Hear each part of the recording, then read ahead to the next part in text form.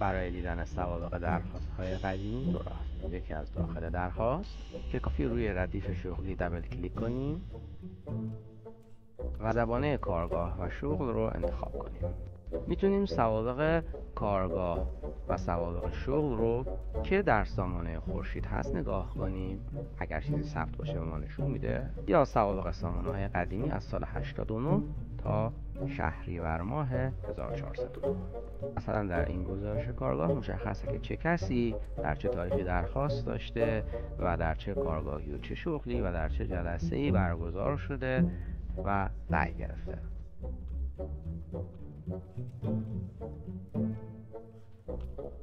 به طور مشابه این گزارش رو برای سوابق شغل میگیرم از سامانه‌های قدیمی.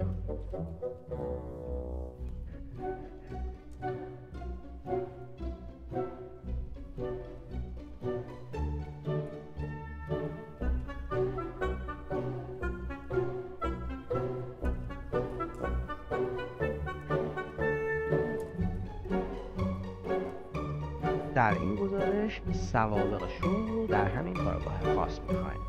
فقط نکته که هست در سامانه قدیم چون تغییر اجتماعی علائم کارگاه‌ها رو مانند بود، علائم کارگاه‌ها به شکل‌های مختلف داشته، مثلا یه اسپیس اضافه یا اسپیس کم و ممکنه در این روش پیدا نشه.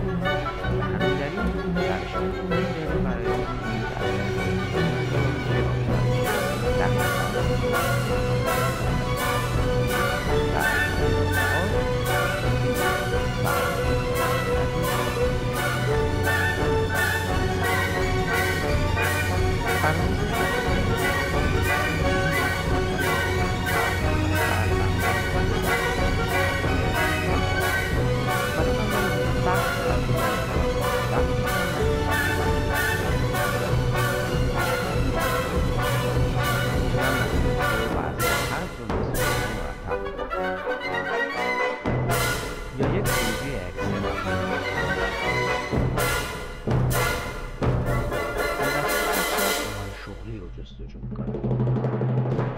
مثلا میبینم برای جوشکار چه سوابق رأی در سامانه داریم از هر کارگاهی.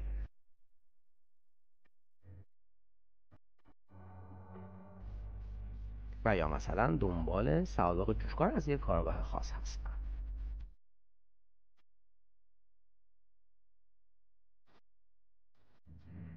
یا ببینم آیا سابقه ردی هم برای این جستجو هست،